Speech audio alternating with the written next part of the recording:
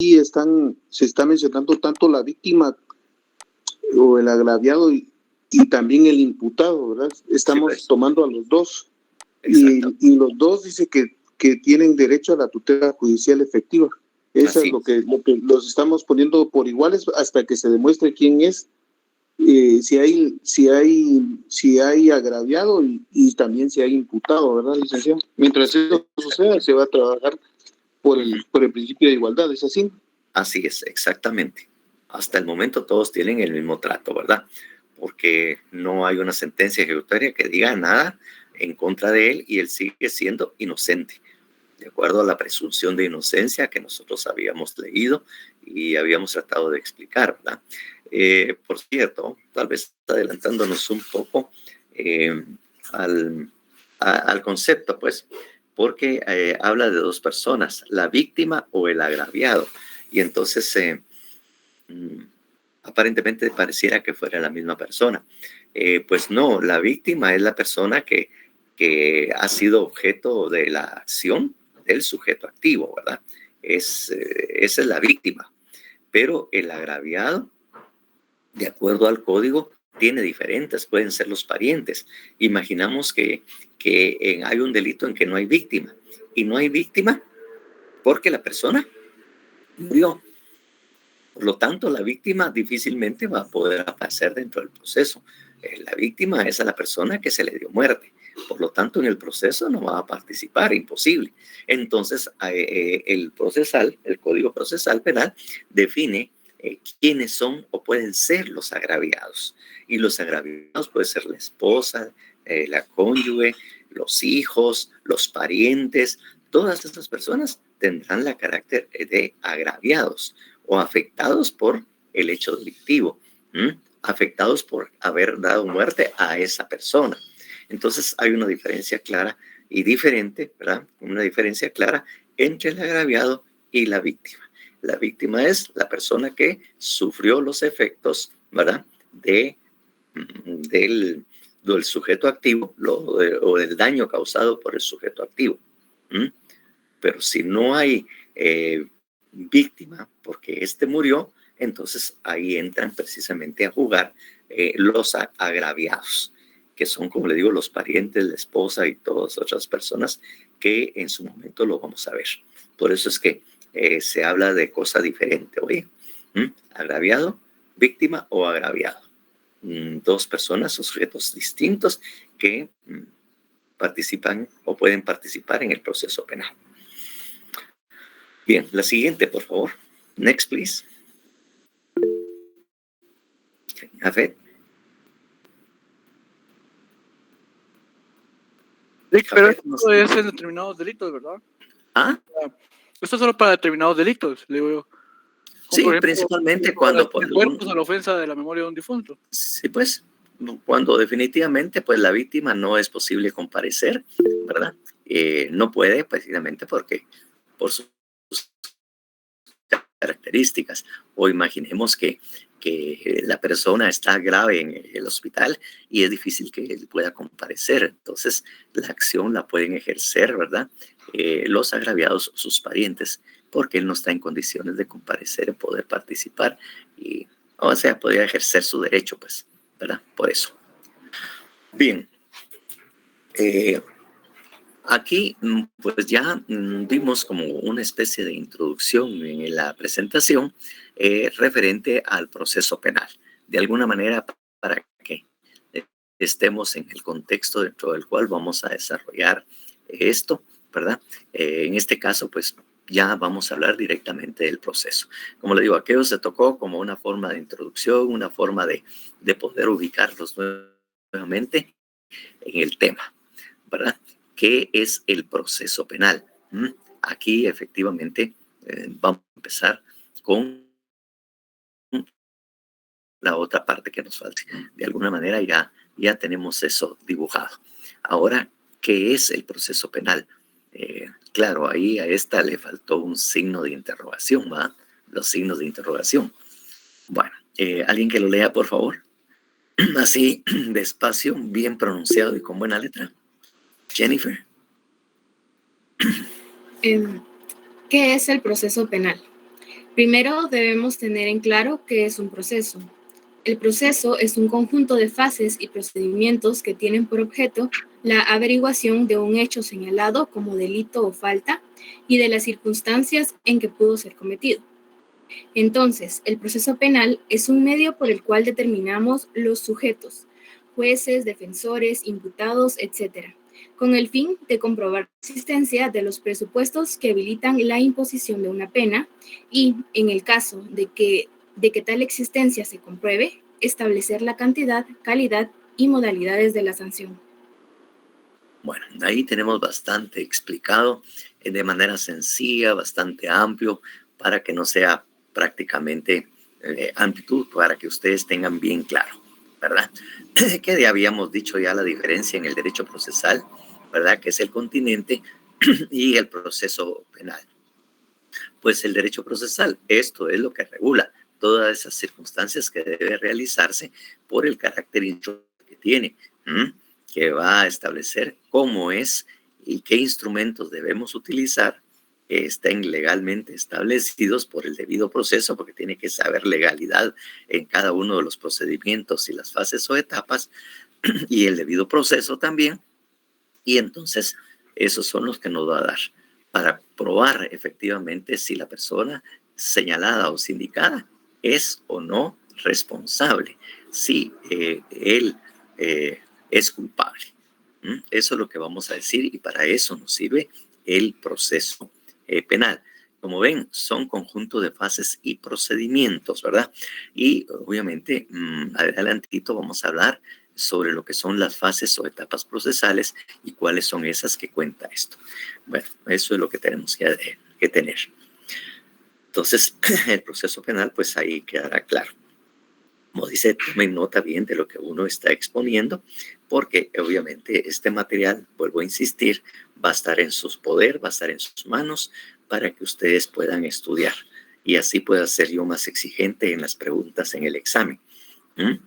En esta primera parte, por cierto, no les comenté, la mayoría de los exámenes que vamos a hacer en esta parte es obviamente de selección múltiple. Aquí no hay casos, aquí no hay tipos penales que analizar, por lo tanto vamos a utilizar la selección múltiple, ¿verdad? Así que, por favor, ya están advertidos, ¿verdad?, de qué es lo que va a venir, por lo tanto tomen nota, ¿verdad?, bastante bien de lo que vamos a preguntar. Así están avisados. Sobre aviso no hay engaño, dice. Bueno, please, the next one.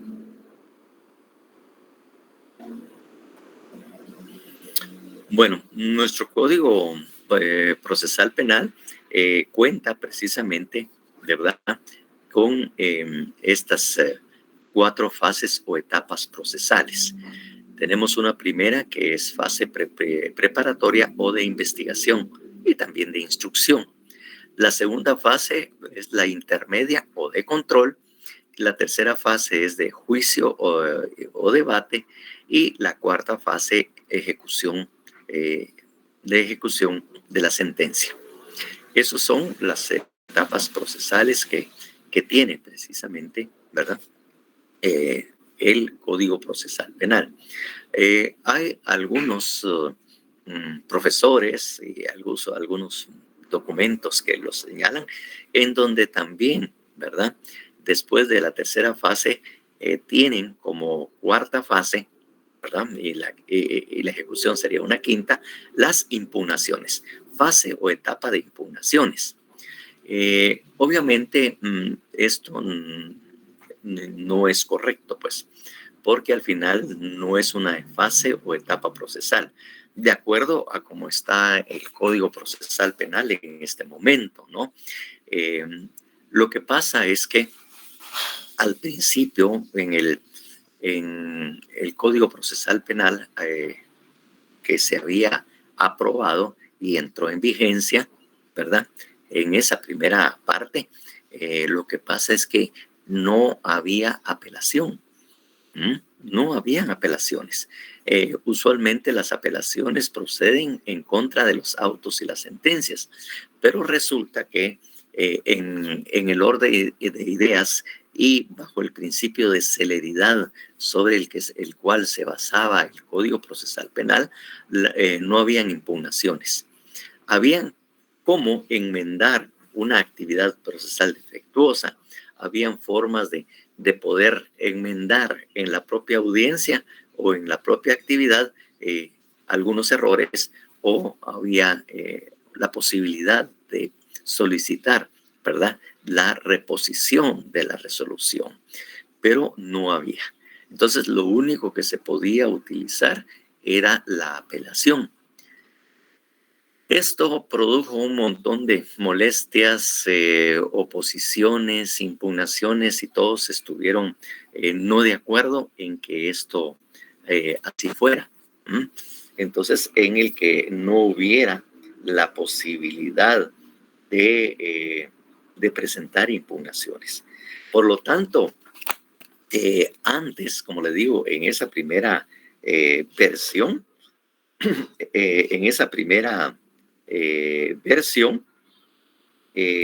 sí, efectivamente, la única, así había una fase o etapa, ¿verdad? Fase o etapa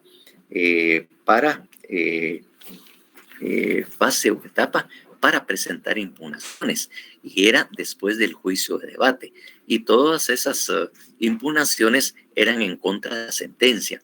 Entonces, era el único momento procesal en que efectivamente habían impugnaciones.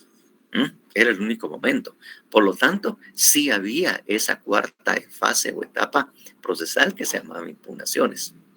Pero, como les dije yo, eso fue impugnado y reformado, ¿verdad?, en el 97. Entonces, en 1997 se impugnó. Y obviamente se creó un nuevo título que está a partir del artículo 404, el 404 del Código Procesal Penal. Ahí es donde se señala la reforma, y ahí ya se creó la apelación. Y obviamente, ¿y qué son apelables? ¿Cuáles son lo que puede apelarse? Ahí mismo dice los actos dictados por los jueces de primera instancia que resuelvan, y ahí en el 404 hay como 13 motivos o resoluciones que puedan ser sujeto a una apelación. Ahí estaba, pues, ahí se tenía ya lo que estaban peleando. Entonces, prácticamente, de hecho, esa cuarta fase, que eran las impugnaciones, quedó anulada, porque las impugnaciones se pueden realizar en cualquier etapa del proceso, siempre y cuando sea una de los cuales están establecidos en el 404.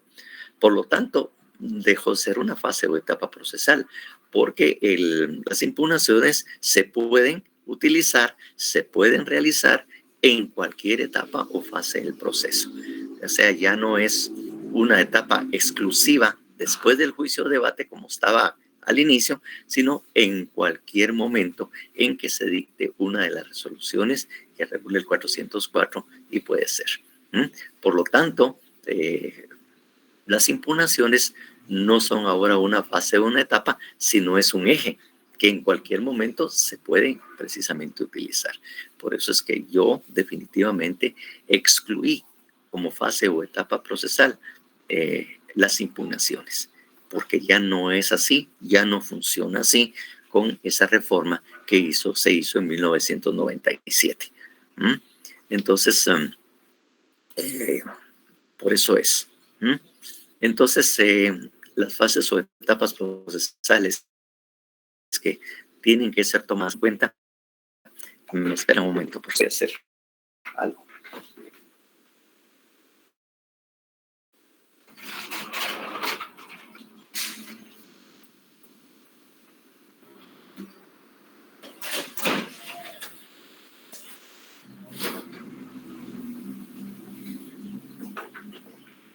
que fui a abrir la ventana que estaba allá atrás porque ya estaba haciendo un poco de calor aquí, porque los había cerrado. Estaban cerradas. Y entonces, por eso es que ya no hay. Entonces, las únicas fases o etapas procesales, Elfido.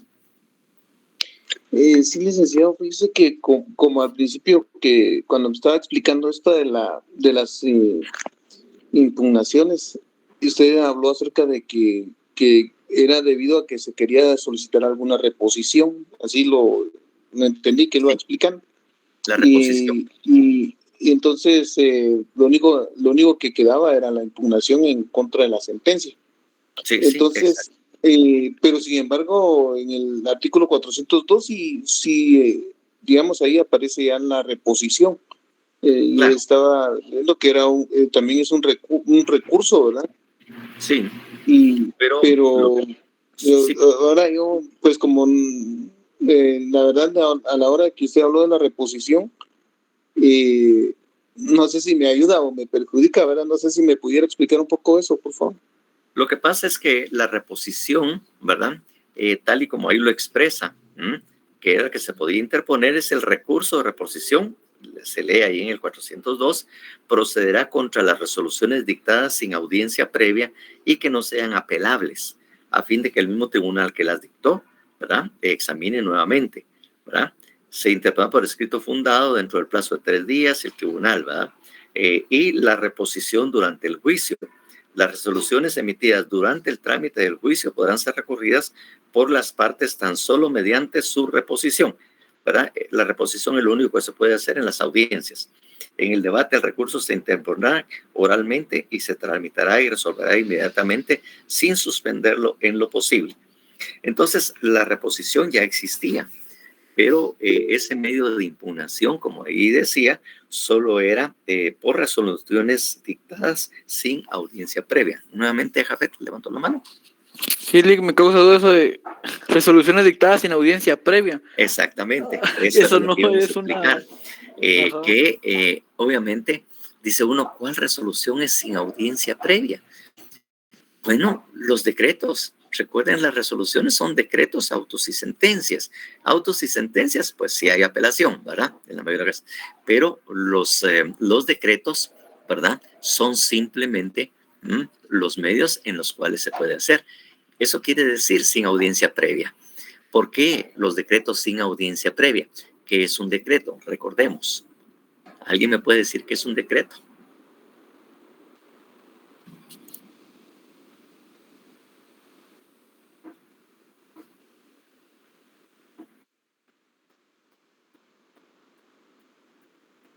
¿No se recuerdan ese? Sería, digámoslo así, como un edicto, un pronunciamiento que aclara o da una normativa o ordena algo. No, miren, el decreto es una razón de mero trámite, dice, todo es un mensaje automático, sí, de mero trámite, ¿no? Es de mero trámite, no hay parte.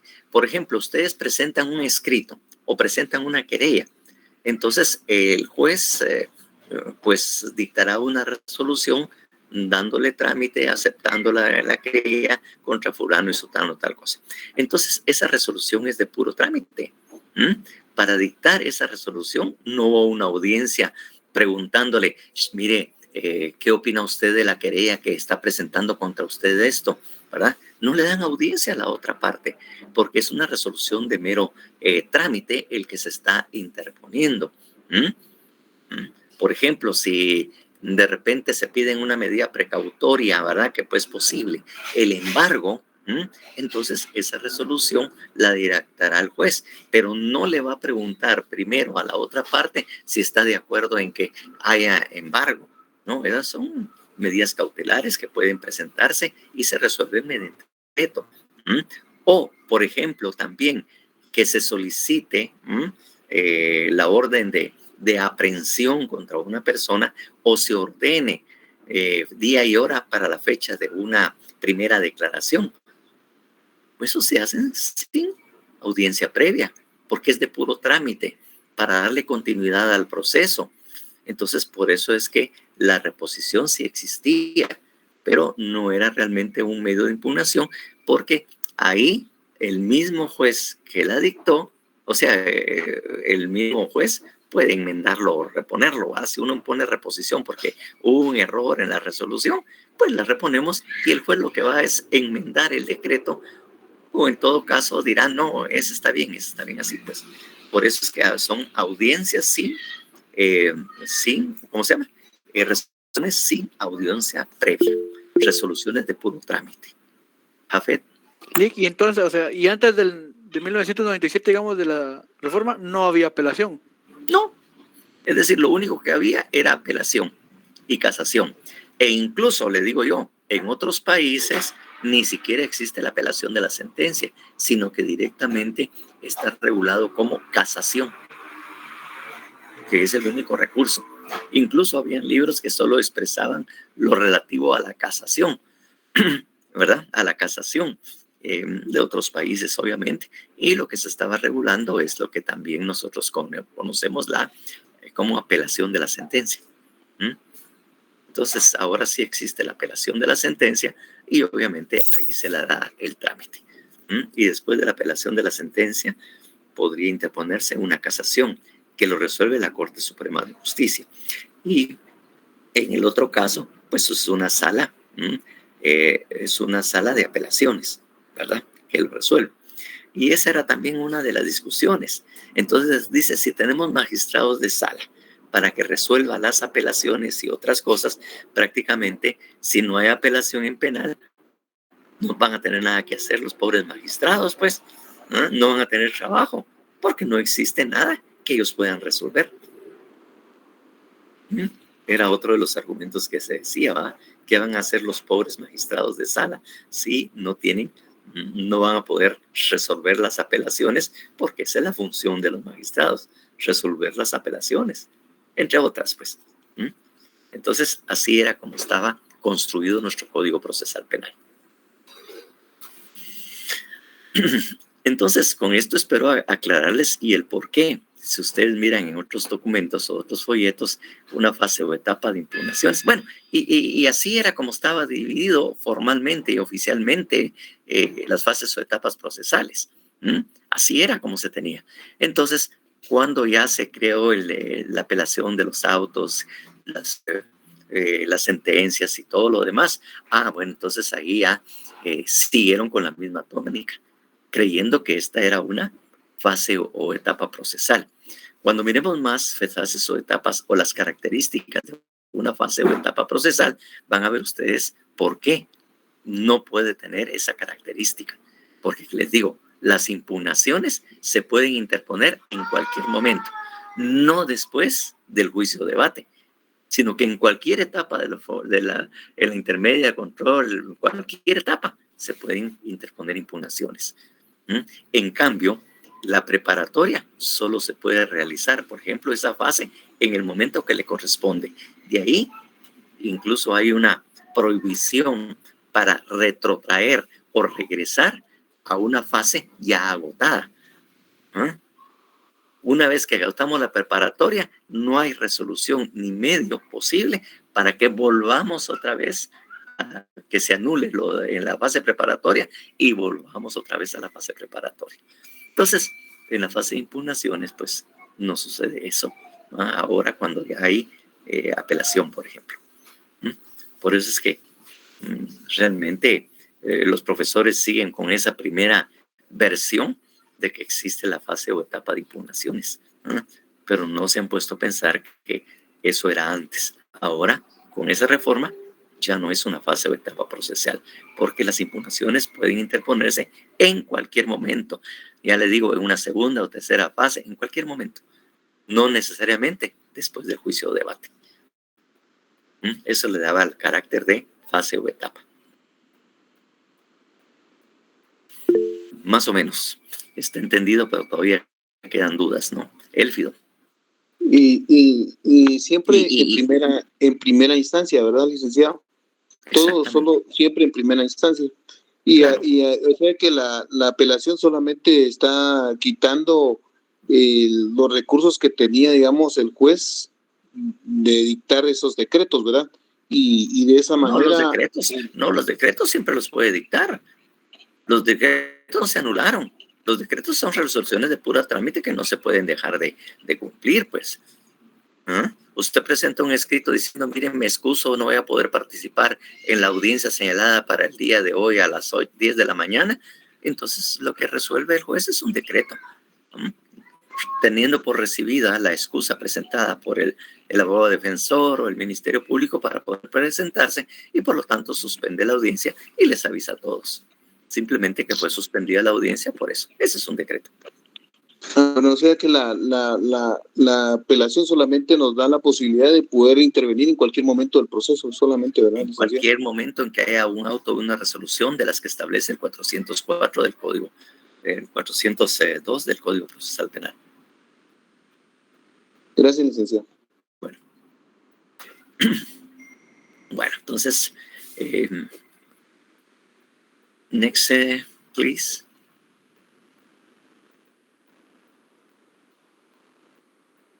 Bueno, aquí solo vamos a explicar generalidades de las distintas fases o etapas procesales, porque nuestro trabajo dentro del programa es desarrollar en sí todas y cada uno. Entonces, esto es no únicamente para que ustedes sepan qué son las distintas fases que tiene y qué es lo que les toca o cuál es la función de esa primera, de cada una de esas fases o etapas. Ya el desarrollo, pues lo vamos a ver dentro del proceso. Ahorita es para que ustedes tengan una imagen mental de lo que es el proceso y de lo que son esas fases o etapas.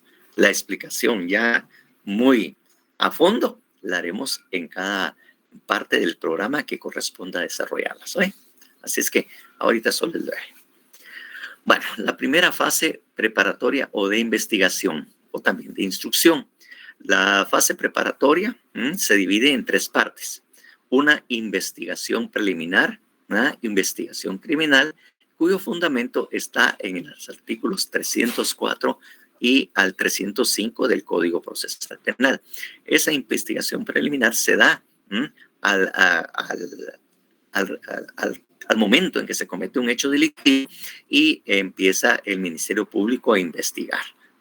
Eso es una investigación preliminar que se hace para determinar indicios, tal vez algún motivo por el cual se pudo haber cometido el delito y quién posiblemente puede ser sindicado. Esa investigación, como dice, que está regulada en los artículos 304 y 305 del Código Procesal Penal. Por favor, miremos el 304. Del Código Procesal. Prevención policial. Exactamente.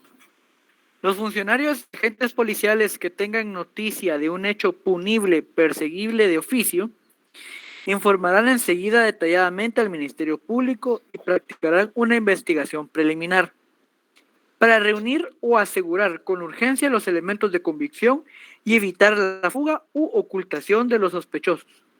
Igual función tendrán los jueces de paz en los lugares donde no existan funcionarios del Ministerio Público o agentes de la policía. 305. Formalidades. La prevención policial observará, para documentar sus actos, en lo posible, las reglas previstas para el procedimiento preparatorio a cargo del Ministerio Público. Bastará con asentar en una sola acta, con la mayor exactitud posible, las diligencias practicadas, con expresión del día en que se realizaron y cualquier circunstancia de utilidad para la investigación. Se dejará constancia en el acta de las informaciones recibidas, la cual será firmada por el oficial que dirige la investigación y, en lo posible, por las personas que hubieran intervenido en los actos o proporcionado información. Entonces, ahí, como le digo, está regulado lo relativo a la investigación preliminar, porque esto es lo primero que van a hacer una investigación. Cuando llega la policía, que hay un cadáver, a recoger, por ejemplo, cuando llega el Departamento de Investigación del Criminal, o la DIC, el Departamento de Investigación Criminal, la DICRI, que es del Ministerio Público, que son prácticamente los expertos, los especialistas en lo que es ¿cómo se llama? El lugar donde quedó el muerto. ¿verdad? Que es en donde se ejecutó el delito, que van a tomar fotografías, que van a ver si hay municiones, balas, les toman fotografías, a recoger toda la evidencia que está en la escena del crimen. Eso es lo que llamamos la escena del crimen. Entonces, esta persona del DICRI, del Departamento de Investigación del Ministerio Público, lo que hace es analizar la escena del crimen y recoger todas las evidencias que pudieran encontrar y tienen de alguna manera importancia para el eventual proceso o la investigación ya formalmente, ¿verdad? Esta es una primera investigación. Recuérdense que, bueno, recuérdense porque no lo manejaba, realmente una escena del crimen en las primeras 24 horas y en algunos casos en las primeras 36 es vital. Eso, la primera, como le digo, ir a la escena del crimen y la primera es esas investigaciones que pueden tardar 36 o 48 horas, dependiendo del caso, son vitales, porque lamentablemente todas las evidencias tienen una etapa de vida y si no se procesan, si no se recogen, estas con el tiempo pueden desaparecer. Desaparecen, pues, porque llueve, porque pasan otros carros, las manchas de sangre también se van perdiendo. En cambio, el Ministerio Público tiene que tomar las manchas de sangre. Si hay gotas de sangre que van dirigidas a un lugar o que la persona haya caminado, del lugar donde le metieron el balazo, caminó y cayó a 5 metros, por ejemplo, y ahí se quedó tirado, pues obviamente el Ministerio Público tiene que tomar esas evidencias. Por lo tanto, las primeras 24 y en algunos casos 36, 48 horas es la parte más importante de una investigación criminal. Y entonces a eso inmediatamente hay que acudir. Por eso es que inmediatamente incluso se ponen ciertos listones amarillos para evitar que la gente, porque como digo, tienden a desaparecer tienden a desaparecer esas huellas o alguien se puede parar en ellas y contaminan la escena del crimen. Y si la contaminan, entonces no hay certeza en lo que se está encontrando o a quién quieren involucrar, ¿verdad? Hay varias preguntas, Elfido, Roxana y Natalia. ¿Sí ves? Elfido y Roxana. A ver, por favor, en ese orden. ¿Quién fue el primero, Roxana o Elfido? O Elfido ya la tenía ahí que no la había cerrado su levantada mano. Perfecto, Roxana. Perdón, licenciado, yo la dejé en el... Roxana, ¿qué nos iba a decir? Sí, me entró la duda. En estos casos que hablo acerca de la cinta amarilla, en los periódicos normalmente, y también hay videos en los que se ve cuando los familiares abrazan el cadáver, en este caso, qué es lo que se procede a hacer, porque en sí la escena del crimen ya está contaminada debido a que los familiares pues se acercaron y pues están encima de él, ya sea llorando, ya sabe, ¿verdad? Entonces, sí, en estos casos, ¿qué procede? Lo que pasa es que a la primer momento que llegan los familiares no se les deja entrar. La policía y el Ministerio Público los retira. Ellos hacen toda la operación de recoger la evidencia y tomar las fotografías necesariamente. Y ya en ese momento, pues pasan a otra etapa, que es precisamente identificar a la persona. Porque esa es parte de esa investigación preliminar, identificar a la persona. Pero ya la dejan entrar después de que ellos han efectuado todo el proceso. Antes de eso, claro, eso no, ya vemos la escena así del periódico donde están los familiares abrazándolo, como usted dice, ¿no? Pero en momentos previos los tienen a un lado. Espérese un momentito, ya va a pasar, pero déjeme terminar aquí y yo le digo en qué momento. Esa es la forma en que se procede. Cuando ya toman las fotografías y los videos, la prensa, que es lo que impacta realmente, porque no les impacta tanto que esté el cadáver y la familia a un lado. Pero en algunas fotografías, en algunos casos, ustedes sí ven que los familiares están en la orillita y obviamente solo está la policía en donde está el área. Así es la forma en que se da. Y después las personas ya pueden llegar y dicen, sí, es mi hijo, es fulano de tal, es tal cosa. Perfecto. Entonces ya toman nota y ya se puede ser identificado. Porque en tanto no lo identifiquen, tienen un XX. Así dice XX porque no se sabe, no se identifica y no saben quién es. Cuando ya la enfermera se acerca, sí es él. Porque también ha habido casos, dice, sí, que es mi familiar, que no sé qué, y cuando llega, no es él. Cuando ya lo miran así de cerquita, tal cosa, no es él, me confundí. Yo creí porque también el otro andaba con una camisa similar o con camiseta y un pantalón jeans. Perfecto, pues sucede también, mi estimada Roxana. No, perfecto. Muchas gracias, licenciado. Sí, esa era mi duda, si era antes o después. No, hasta que ellos terminaron su labor. Lo que pasa es que sucede en mucha evidencia, y se los voy a decir en latín, porque también en latín está dicho. Dice, delicti factum transeuntis.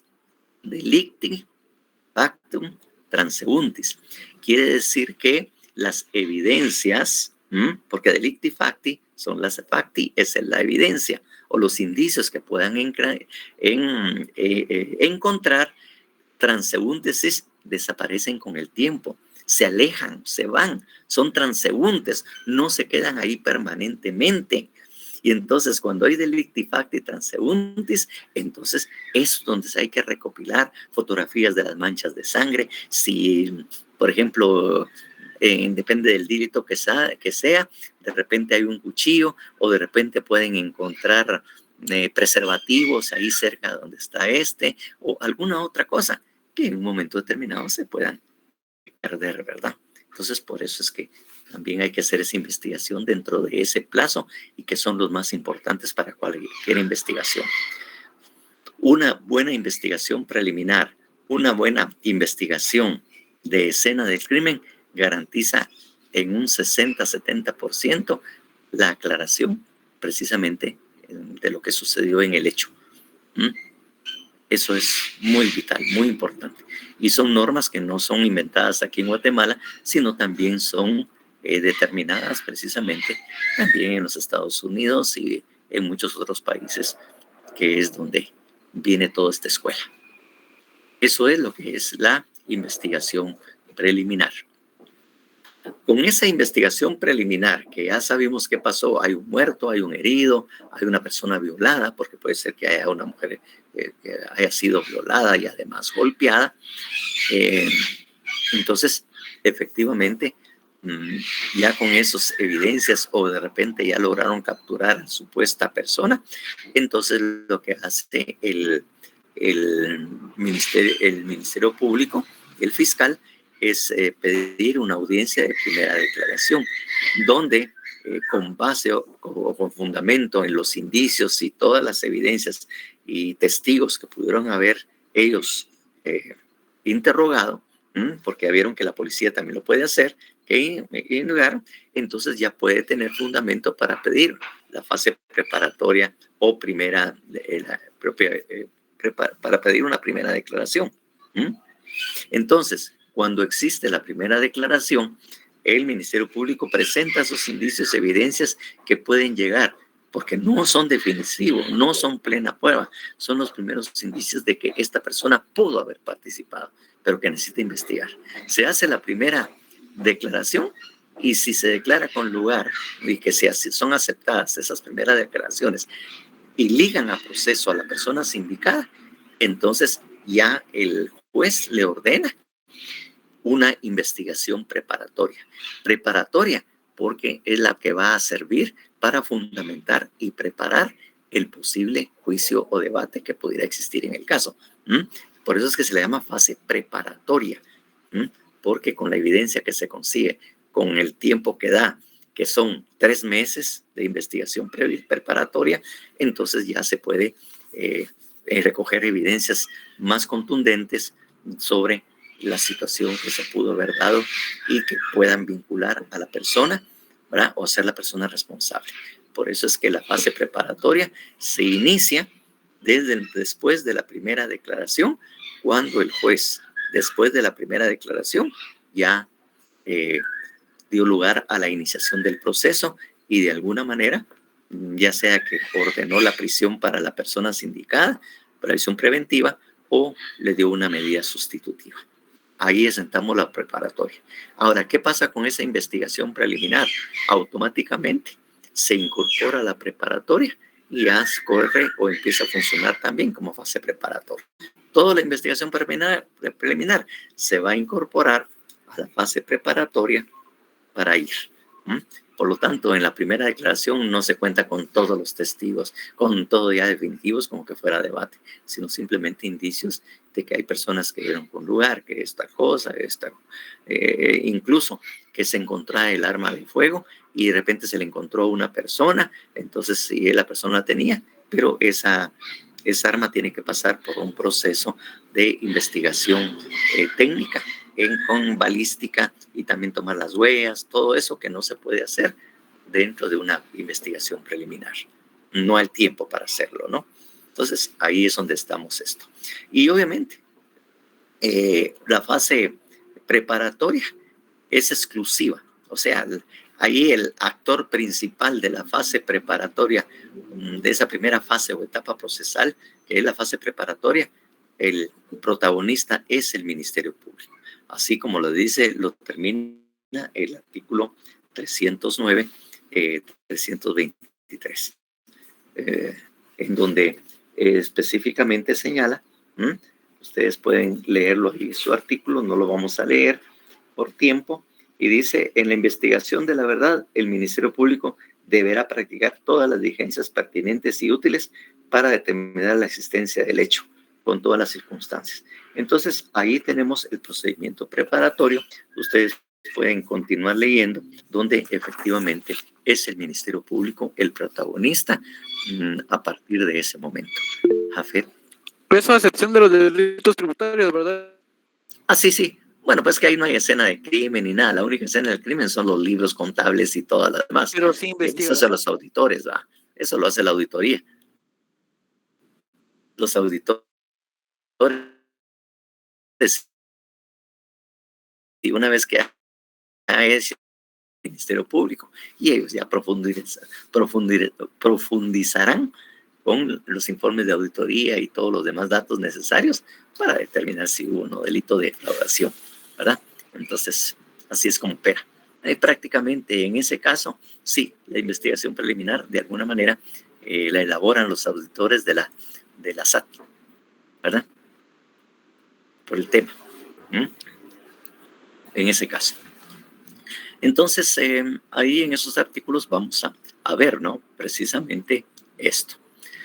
Y la tercera parte, que está en el 324 y 300 del Código Procesal Penal, que es la conclusión. O sea, cuando termina esa fase preparatoria, cuando se cumple con el plazo que el juez le dio, porque el juez le dijo tres meses y de una vez le fijó fechas, cuando miremos la primera declaración, fechas para la entrega del acto conclusivo. Le dice, mire, la investigación va a durar 3 meses. Ustedes deberán dar su acto conclusivo en tal fecha. Y en tal fecha celebraremos la audiencia para que ustedes lo presenten. Entonces, ahí de una vez les dice qué es lo que tienen que hacer. El artículo 324, por ejemplo, ahí dice conclusión. Eso es lo que dice el capítulo. Entonces, aquí inician esa parte de la fase preparatoria, que es la conclusión o el acto conclusivo, donde ya el Ministerio Público, con ya la investigación bien fundada, puede presentar una acusación y pedir la apertura a juicio. De repente no puede encontrar nada contundente y tiene que dar, por ejemplo, un sobreseimiento. O de repente puede pedir una suspensión y que alarguen les den un poco más de tiempo porque hay evidencias y medios de prueba que ahorita todavía están en proceso. Entonces, ahí hacen también, le dan precisamente un tiempo al Ministerio Público, ¿verdad? Entonces, esa es la conclusión de la investigación. Esto es en sí, esa primera parte, y que eventualmente, pues, la vamos a estudiar a detalle. Entonces, ahí tenemos esa primera fase o etapa preparatoria. Entonces, como les decía, una de las características de las fases, de las etapas o etapas procesales, es que una vez agotado, no se puede retrotraer. No hay regreso, que no se puede retrotraer una fase o etapa después de haber cumplido el plazo o terminada esta. No se puede volver a regresar a esto. O sea, estas fases o etapas procesales no tienen reversa, solo para adelante. Entonces, por eso es que se dice también que precluyen. Eso quiere decir precluyen también. Una vez se cierra, no se puede volver a abrir. Precluyó es la palabra técnica que utilizamos porque terminó la fase preparatoria y se cerró. No se puede volver a iniciar. Pasemos a la siguiente. Next, please. De que si precluye no se encontraron medios suficientes, o sea, medios probatorios, pero después se encuentran indicios nuevamente, ¿tiene que volver a procesar o...? No, porque si hay un sobreseimiento, está prohibido expresamente la investigación múltiple. Si se pidió el sobreseimiento, el caso ya no se puede reabrir. Ni se puede hacer dos investigaciones sobre el mismo hecho. Se sobreseyó.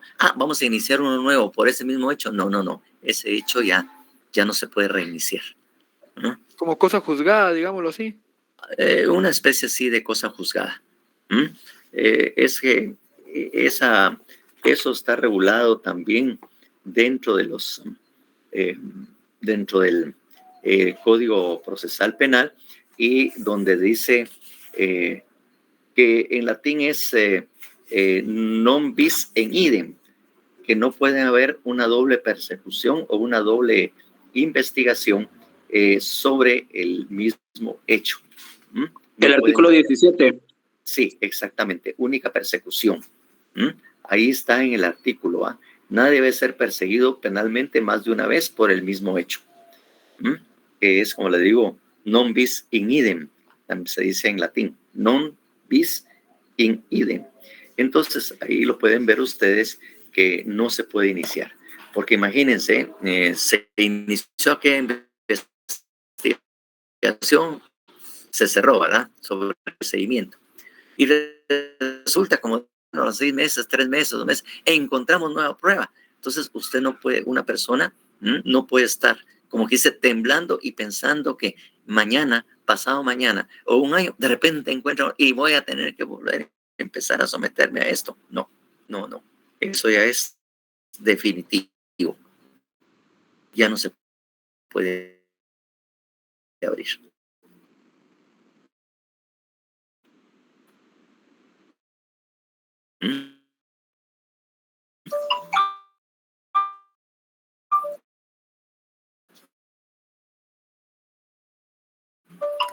Tiempo pedir para la investigación LIC y deja un plazo la ley.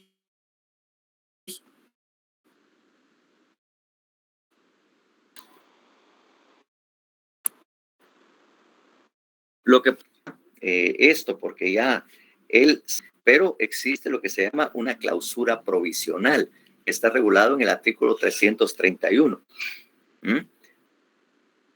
Entonces, dice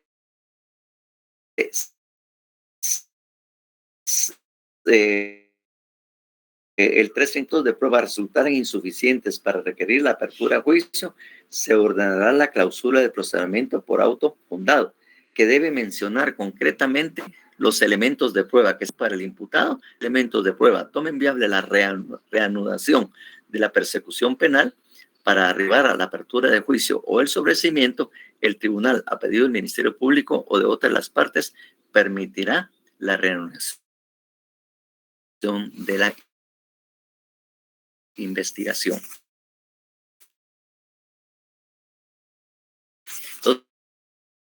Entonces, solo eso podía darse.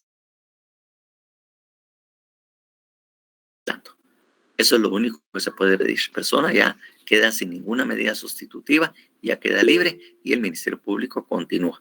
Y si ya no encuentra nada, y pasó el plazo que le había señalado el juez y lo llama, mire, ya terminó su plazo, ¿tiene algo o no tiene nada? No, que mire que no. Entonces, cierra. Del procedimiento preparatorio no debe ser mayor a 3 meses. Cuando hay la persona está en prisión preventiva. Si está en una detención domiciliar o otro tipo, puede ser hasta de 6 meses. Pero no más, de ahí en adelante es como si no hay esa cláusula que acabamos de ver, ahí queda. Sí, pues, o que no encuentre nada. Gracias. Bueno, next, please.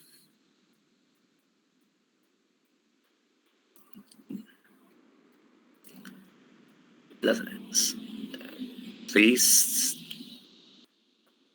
Second one, the one before this.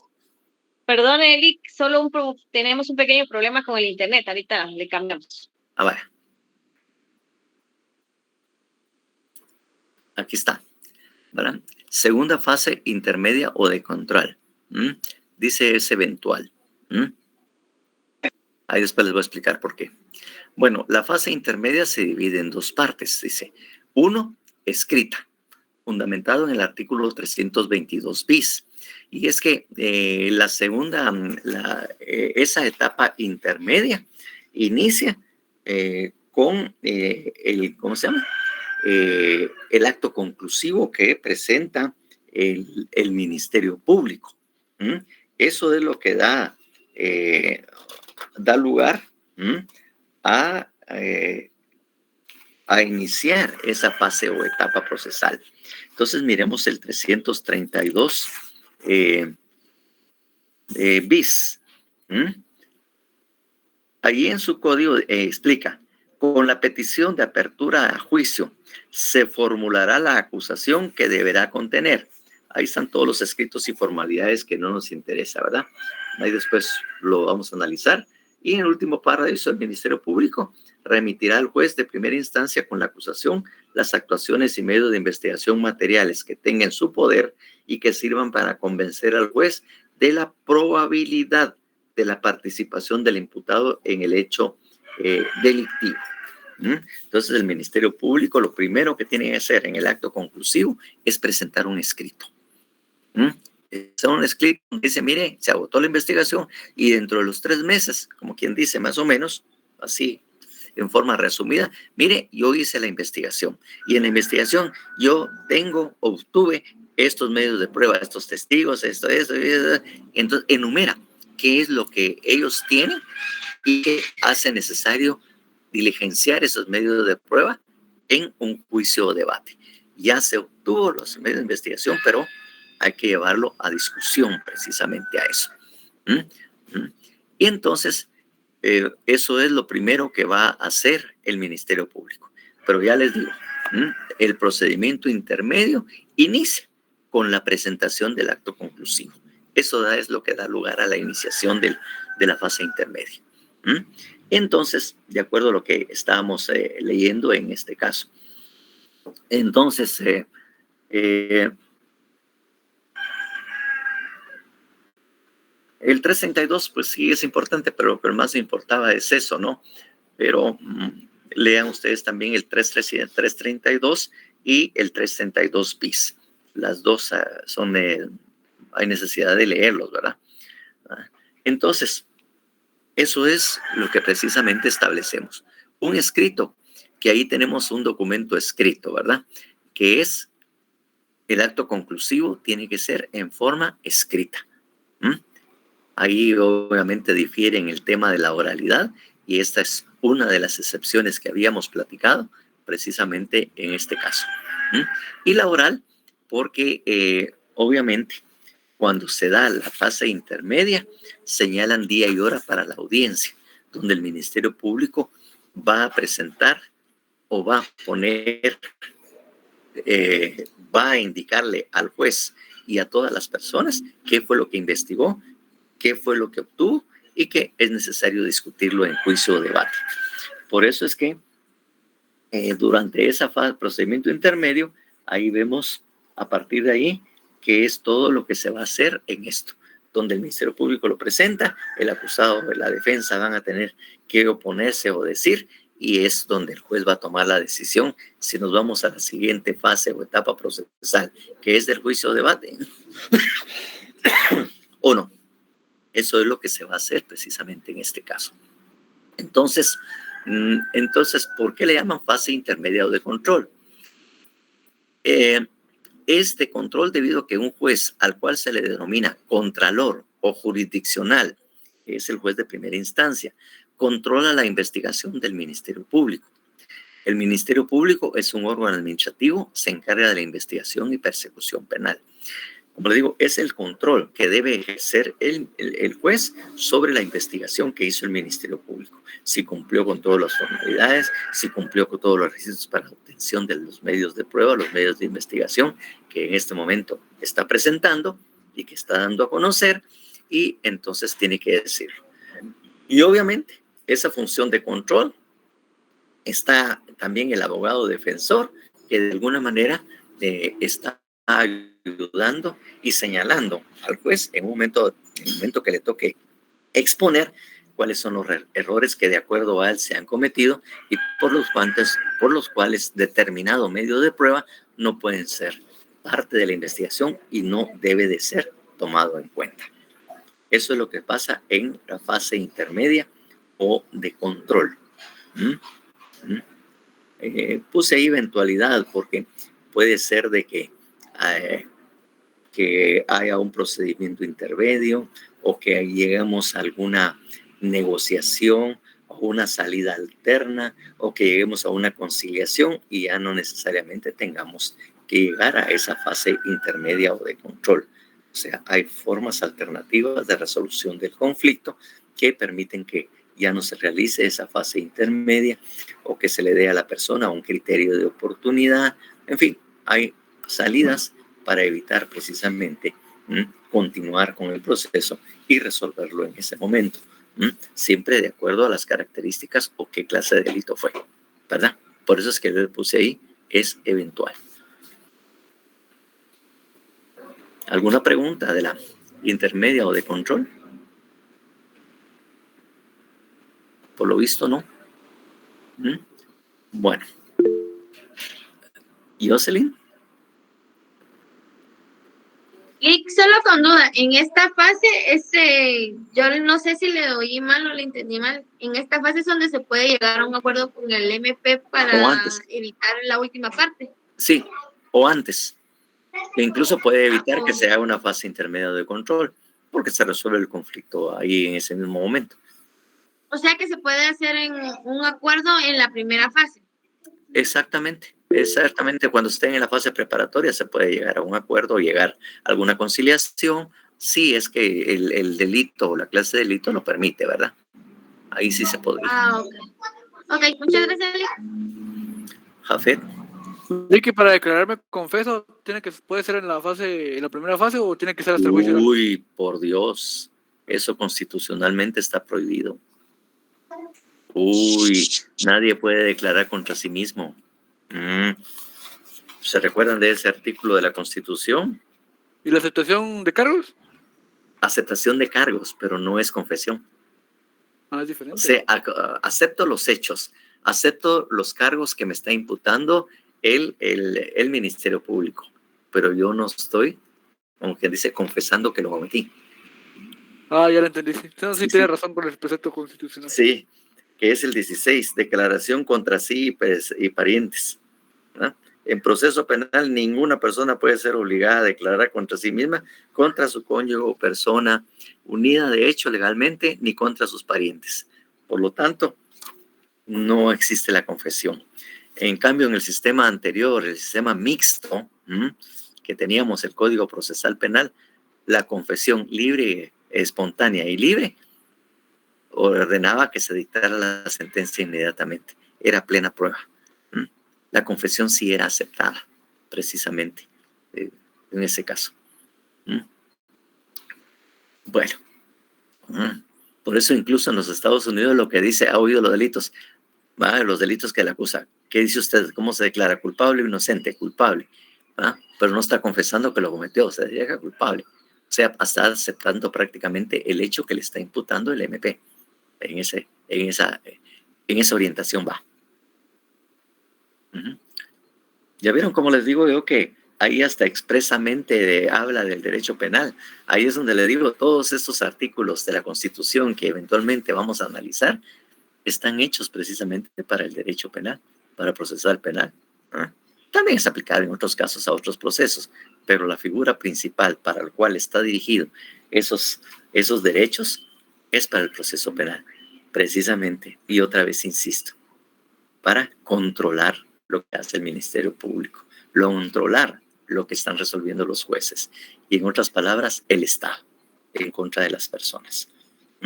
Por eso es que inmediatamente se refieren estos derechos humanos o los derechos individuales al tema penal, en donde es más susceptible que se vulneren esos derechos fundamentales.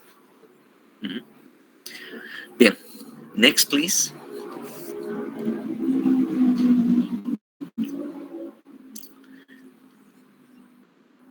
Bueno, aquí ya tenemos la fase del juicio o debate, que obviamente es la parte que es más publicitada y todo lo demás, incluso películas es lo que más presenta el juicio o debate, ¿verdad? Donde se ve el juicio. Pero de todas estas fases que hemos visto y esta del juicio o debate, que ya tienen ustedes una idea de lo que se va a realizar, ¿cuál creen ustedes que es la más importante? ¿Élfido? Perdón, fíjese que sí tenía una duda del anterior. En el caso, por ejemplo, de cuando se pone en reserva un caso y que no dan permiso a la persona que por lo menos sepa de qué lo están acusando, ¿verdad? Porque eso sería como en la segunda fase, ¿no es cierto? Sí, usualmente lo hacen en la fase preparatoria. O es la fase preparatoria, perdón. Sí, ahí en la fase preparatoria es usualmente donde están realizando la investigación, y entonces ahí por los motivos, porque como le digo, el Código Procesal regula, a pesar de ser público, ¿verdad? Y que pueden enterarse, tiene una excepción a esa regla general de que las personas pueden saber de qué se les acusa y todo, en lo que son los... ahí mismo, ¿verdad? Que es una garantía, pero resulta que hay casos que particularmente ellos tienen y motivos por los cuales pueden pedir la reserva para que la persona no se entere por temor a de que se obstaculice la investigación o que se realice esto o lo otro, la cosa. Entonces, ahí es donde ya está regulado esa reserva. Claro, ha habido un abuso precisamente por parte del Estado en estas últimas épocas, y han puesto esto para evitar que la persona se pueda defender o pueda iniciar precisamente esto. Porque le digo, es clara la Constitución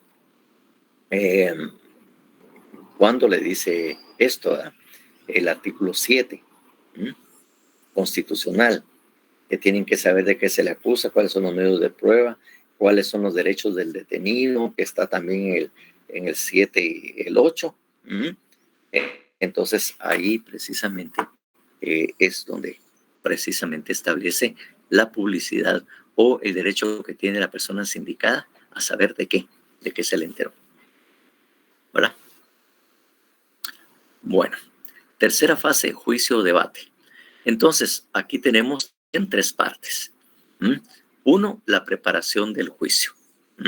Entonces, en la preparación del juicio, la primera parte que vamos a ver es una audiencia de ofrecimiento de prueba. Una vez que ya la fase intermedia se abordó y el juez decidió dar con lugar o aceptar, como dice, el acto conclusivo y la petición de abrir a juicio, ¿verdad? Presentar acusación y pedir la audiencia de juicio o debate, entonces quiere decir de que efectivamente ya vamos a ir. Entonces hay una primera parte donde es el ofrecimiento de prueba y otras también que están contenidas precisamente, ¿verdad?, en el Código Procesal Penal, y que también son parte también de lo que son las disposiciones generales, ¿verdad? Las disposiciones generales de lo que se refiere el juicio o debate, ¿verdad? Y ustedes pueden ver a partir del 348,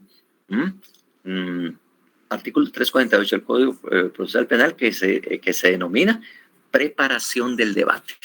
Entonces, ahí tenemos la preparación del debate de esos artículos hasta el 354, donde ya es los principios fundamentales, y después de ahí, pues ya ver lo relativo al juicio o debate propiamente dicho. Entonces, esta está dentro de lo que es precisamente la parte esta. El juicio de debate propiamente dicho están en lo que se llama, está el 368, que se llama el desarrollo. Pero estas, preparación del debate y las disposiciones fundamentales, están como algo previo. Entonces, ahí lo tenemos. Precisamente esto. Parece que alguien quiere unirse. A ver, que se incorpore, no va a ser que sea la licenciada. A ver si lo pueden autorizar la entrada. ¿Dónde? Ahorita, licenciada, ahorita no. ¿Ya quiere unirse alguien ahorita entonces? Pues sí. Bueno, entonces ahí vemos precisamente que son esas partes, ¿verdad? Preparación del juicio, que está regulado ahí, del debate, ¿verdad? De las disposiciones generales, y después sigue ahí están 348 al 353, después viene el juicio y debate, y la última parte, que es deliberación y sentencia. Una vez que se terminó precisamente todo, la presentación de testigos y todo lo demás, entonces el tribunal se retira, así como hacen también lo del jurado, y miramos nosotros en el 383, dice, ahí indica deliberación, y ahí deliberan, ahí en esa fase o etapa, hacen la valorización de la prueba y obviamente dictan la sentencia que corresponde, que ellos pueden considerarla si es una sentencia condenatoria o una sentencia absolutoria. Es decir, que al valorar la prueba, pues no encontraron prueba suficiente que los convenza a ellos de que la persona es culpable. Ahí tenemos precisamente, este es el caso, ¿verdad? Entonces, ahí tenemos la tercera fase, juicio o debate. Yo les había preguntado, ¿verdad? ¿Cuál creen ustedes que de las fases o etapas que hemos visto hasta este momento, porque después sigue la ejecución, ¿no? Hasta este momento, ¿cuál consideran que es la más importante?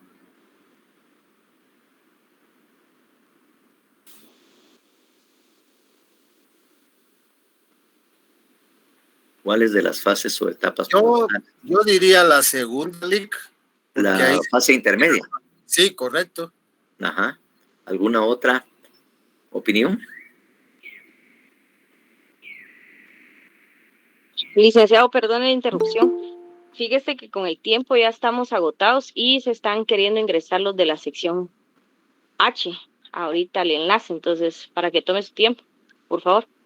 Vaya. Sí, porque son las 15:47. Bueno, voy a responder la pregunta porque lo vamos a tener que dejar ahí y continuar la próxima oportunidad que tengamos de clase. Entonces, les diría yo, o de repente nos decidimos a tener otra clase. Bueno, ahí vamos a ver. Entonces, yo les diría que realmente ahí lo que procede, y les digo, la más importante es la fase preparatoria o de investigación. Porque si no hay una buena investigación, una buena fase preparatoria, si no se han recopilado todos los elementos de convicción necesarios, posibles, que fundamenten la posibilidad o lo que puede convertirse en una prueba de que esa persona lo cometió, no hay nada. No hay fase intermedia, no hay debate, no hay absolutamente nada.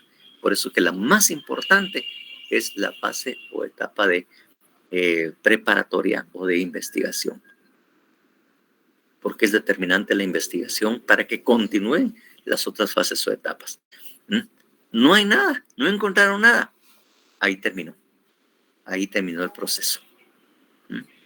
Les digo, con la desventaja que, como les digo, no se puede volver a reabrir, dadas ciertas circunstancias. Solo bajo algunas circunstancias se puede continuar la investigación, pero de ahí se cierra, ¿verdad?